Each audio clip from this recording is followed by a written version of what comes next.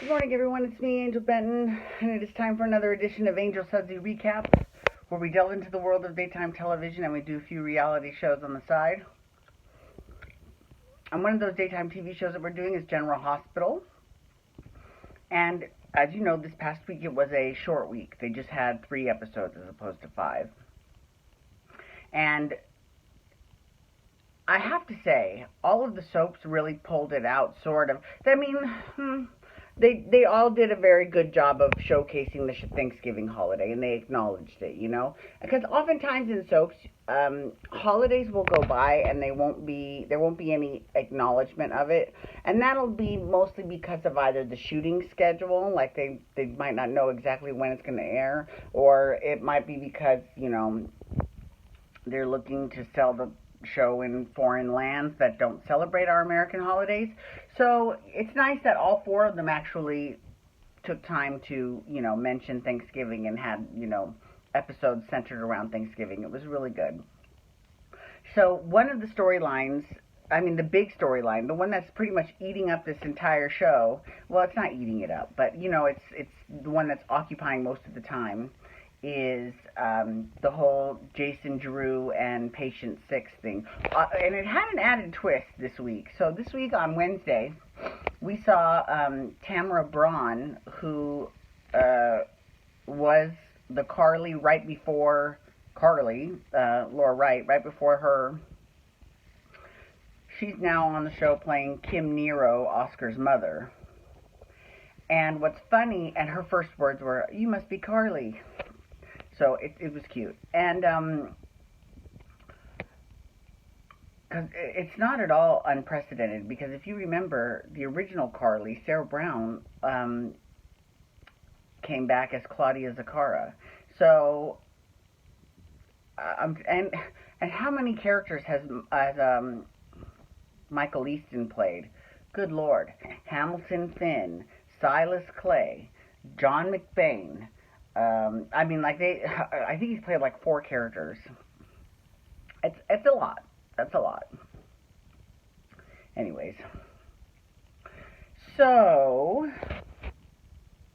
the Patient 6 thing is eating up it's not eating up, it's taking up a lot of time, and it's actually I have to say, although it is not a storyline that I would have chosen, they're doing an incredible job with it. They really are. And, everyone's performances, whether it's Steve Burton as Patient 6, Billy Miller as Jason Morgan / Drew, Franco, Roger Howarth as Franco, Maurice Bernard as Sonny. Everyone is just turning out such good performances. Everybody, not just those, but Carly and Michael and Monica. Oh my God, they had a scene on Wednesday with Monica and Jason Drew, and it was just the sweetest, most touching thing, because it actually gave him an opportunity to sort of be vulnerable, because Jason Morgan, no matter who is playing Jason Morgan, is not that vulnerable, right? He's kind of got a hard exterior. There's a lot going on in his brain, but he never really lets anyone know what he's thinking or anything like that, right? Well, in a rare moment, he came clean to Monica, and he was like, look, this other guy is saying he's me. And not just that, but, people are believing him, and they don't have any room for me in their life anymore. So Monica basically said, look, here's the deal. I don't care. She's like, I don't care.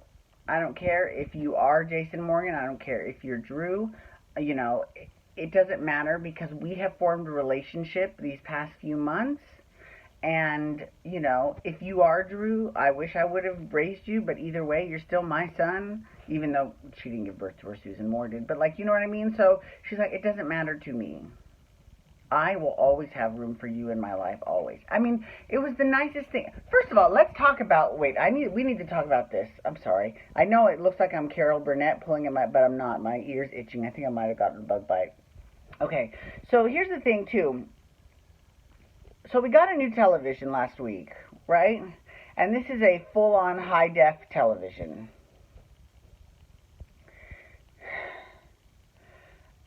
I think most people nowadays have high def TVs.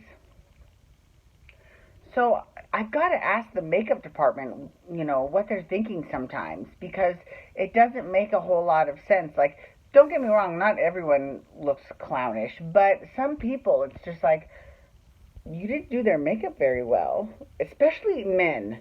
I know it sounds crazy that men are even wearing makeup, but in understage lighting, it does make sense to have a little bit of makeup so that you don't completely look washed out, or like a zombie. I understand that.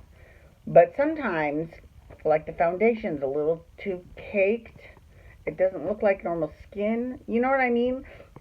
And I didn't notice it on previous televisions. I mean, whenever I would watch it work, because the work one is high def too, I'd be like, ooh, wow, she looks like a clown, right? But now I'm like, ooh. So every day, I'm like that every day now.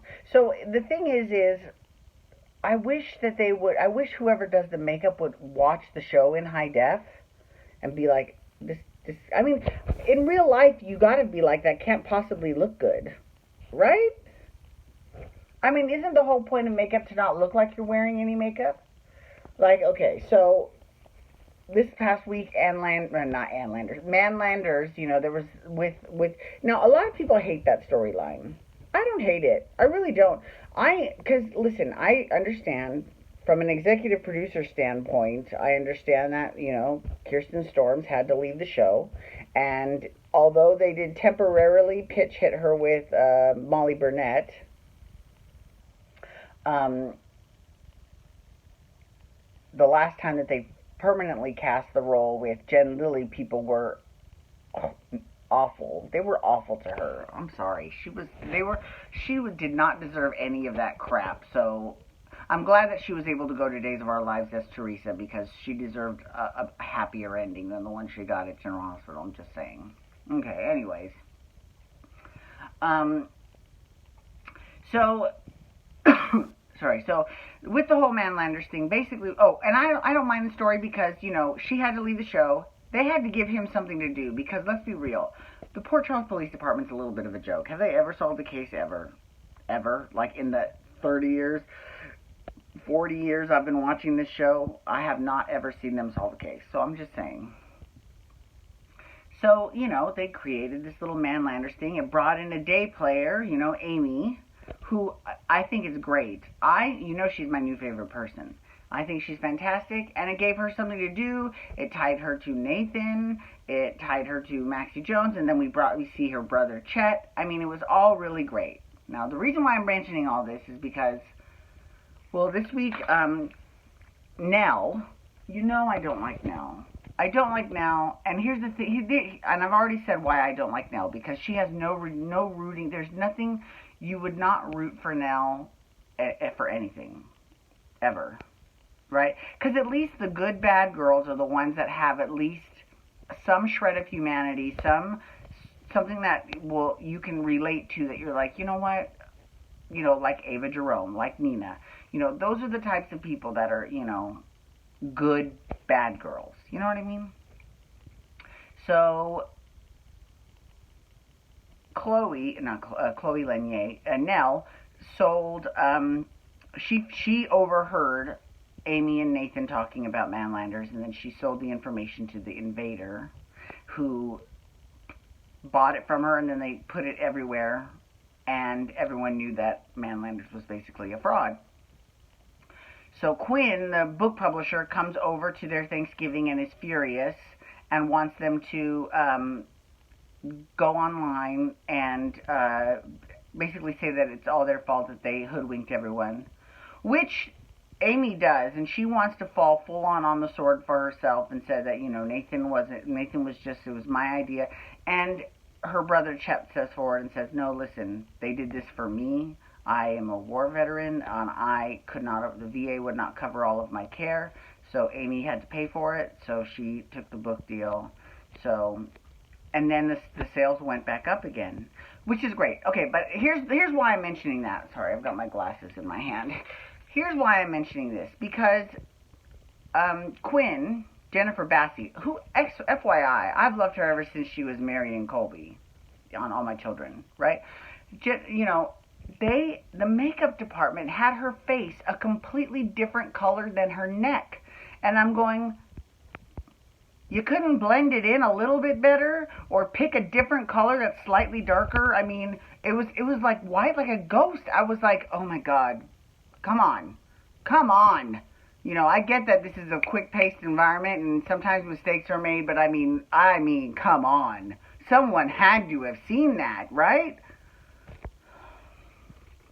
Anyways, I just want to say thank you so much for logging on today. I do appreciate it. Please feel free to follow me on Twitter, Instagram, and Snapchat at Angel Benton. You can hashtag GH to talk General Hospital, or you can also hashtag RHOC to talk the Real Housewives of Orange County, which I'm doing next, part 2 of the reunion. And then you can hit that subscribe button on my YouTube channel to get my YouTube videos sent to your email inbox every single day. All right, thank you for logging on. Have a great day today. Peace out. Be good to each other. Or no, what is it? Be good to yourselves and to each other. No, is that it? I don't remember. Jerry Springer used to say something crap like that. Anyways, have a great day. Peace out. Wubba, wubba, wubba.